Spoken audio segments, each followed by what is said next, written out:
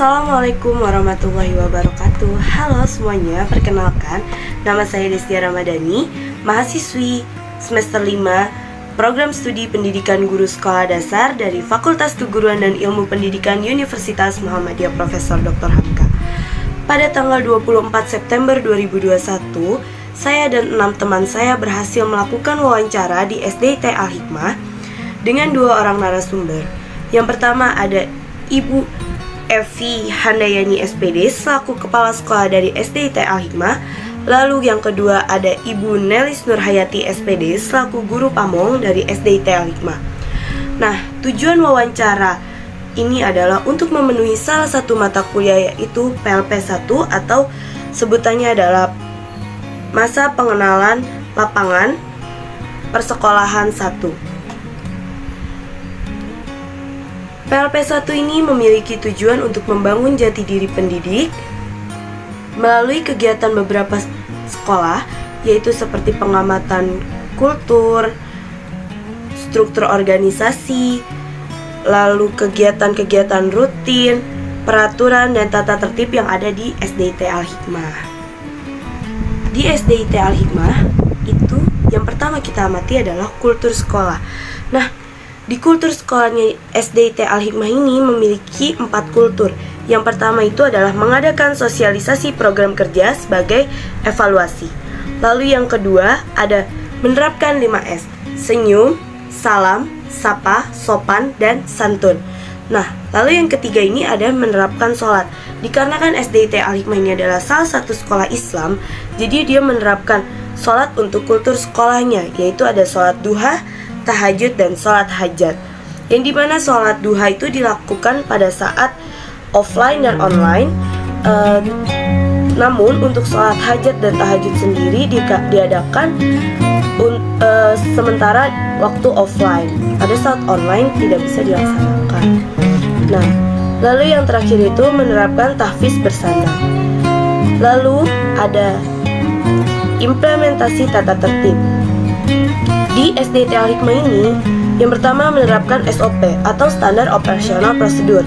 Nah, lalu yang kedua, untuk guru apabila melancang dari SOP maka akan dipanggil dan dibina. Yang ketiga, apabila peserta didik tidak melakukan peraturan handout yang sesuai dengan SOP, maka tidak diperkenankan mengikuti pembelajaran dan akan mendapatkan hukuman, dipanggil orang tuanya. Contohnya seperti dia tidak masuk 3 kali atau terlambat tanpa alasan. Nah, untuk seremonial di SDIT Al-Hikmah ini sendiri, pada saat offline mereka selalu melakukan upacara setiap hari Senin dan hari-hari besar.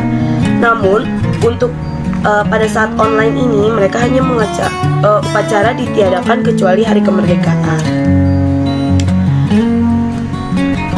Nah, untuk kurikuler dan ekstrakurikuler di SDIT Al-Hikmah ini, untuk kurikuler tersendiri ini yaitu menerapkan 5S: senyum, salam, sapa, sopan, dan santun.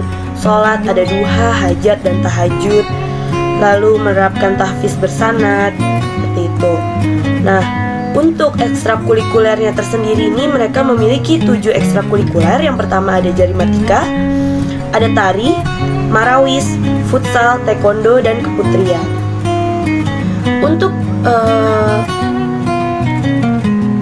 Untuk pengamatan pada saat PLP 1, perkembangan peserta didik sangat baik.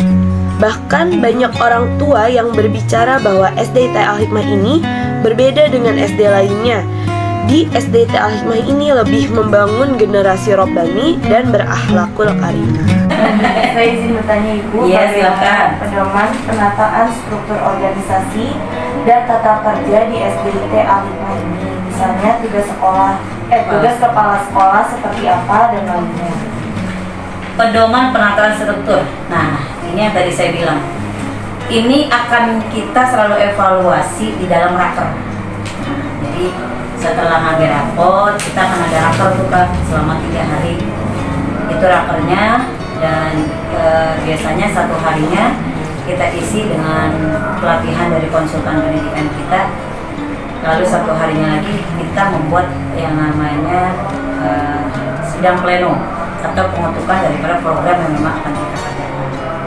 bagaimana pembagian tugas kepala sekolah itu sudah tercantum dalam buku besar Al-Hikmah, termasuk kepala sekolah, kurikulum, kesesuaian, itu sudah ada contohnya buku. Mau dipoto? Nanti di videoin aja. Oh, boleh di videoin. Ya, kepala sekolah ya tentunya adalah memanage ya, bagaimana agar sekolah ini berjalan dengan lancar dan tersusun programnya, tidak ada yang namanya kendala. Biasanya kalau saya kepala sekolah harus ada yang namanya rapat evaluasi. Itu rapat evaluasi mingguan. Karena guru biar ada gambaran apa yang harus dilakukan selama 1 minggu ke depan. Jadi agar tidak melenceng apa yang memang sudah kita programkan, agar menyamakan yang namanya visi, misi, dan tujuan sekolah. Jadi seperti itu ya Kak. Bu, izin bertanya untuk pertanyaan yang terakhir. Bagaimana sekolah SDIT Al-Hikmah ini menerapkan kegiatan pembelajaran secara blended dan apa saja yang dipersiapkan? Persiapan kami untuk dari ini tentunya diawali dari raker ya, kesepakatan apa yang akan kami pakai untuk seluruh pengajar di SD Al-Hikmah. Jadi tidak bisa mengatur sendiri gitu. Misalnya maka saya pengennya seperti ini gitu. Jadi diarahkan ketika raker harus sama, itu pertama. Kemudian target apa yang kita capai, tentunya offline dengan online berbeda. Biasanya kami untuk kelas 1 itu mungkin untuk tahfiznya itu bisa sampai 4 selama setahun itu 4 surat naba misalnya sampai abasa misalnya. Tapi ketika offline online itu tidak bisa tidak seperti itu, karena kan nggak mungkin juga, waktu terbatas dan kita pun memaksa anak tidak bisa. Jadi harus ada persiapan pertama di raker, menyamakan apa yang harus bisa dicapai, menyamakan apa yang nanti kita gunakan ketika blended ini pertama. Selanjutnya tentunya persiapan dari kesiapan guru. Seperti sekarang PTS ini kepala sekolah bertanya pada guru bahwa seluruhnya menggunakan media laptop untuk guru ya, semuanya punya tidak punya harus diusahakan. Mungkin bisa punya dan juga bisa dipinjam dari sekolah. Kalau nggak punya berarti harus pinjam. Iya. Karena memang sekolah terbatas berarti dia harus punya mau saudara. Iya. Itu jadi resiko mereka. Mau tidak mau harus menggunakan laptop itu persiapannya, dan tentunya sebagai guru kita diawali dengan RPP, silabus RPP, kisi-kisi sampai nanti soal sampai analisis itu harus selesai semuanya, disiapkan di awal tahun. Jadi ketika belajar tetap pembelajaran berjalan dengan harus berjalan, apapun itu nanti di pertengahan atau misalnya cuti kalau untuk perempuan itu sudah pengajar penggantinya sudah siap. Jadi tidak ada guru yang tidak mengerjakan administrasi di sekolah gitu. Jadi harus sama semua. Yang namanya baik programnya, baik apa yang memang mereka kerjakan antara core lab, koordinator level.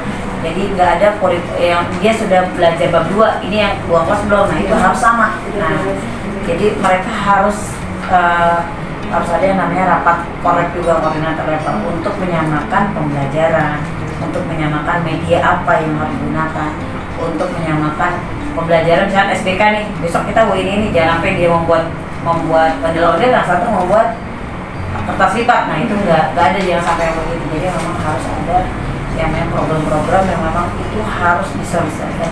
Kalau raker nggak ada itu memang akan lost hasilnya. Baik, terima kasih kami ucapkan kepada Ibu Meli SPG selaku ngomong. Wawancara sudah selesai, kita tutup. Alhamdulillah. Mohon maaf apabila dari kami ada kesalahan kata, kurang sopan dan lainnya. Assalamualaikum warahmatullahi wabarakatuh. Waalaikumsalam warahmatullahi wabarakatuh. Ini usianya di bawah 20 tahun semua kali ya? 20. 21.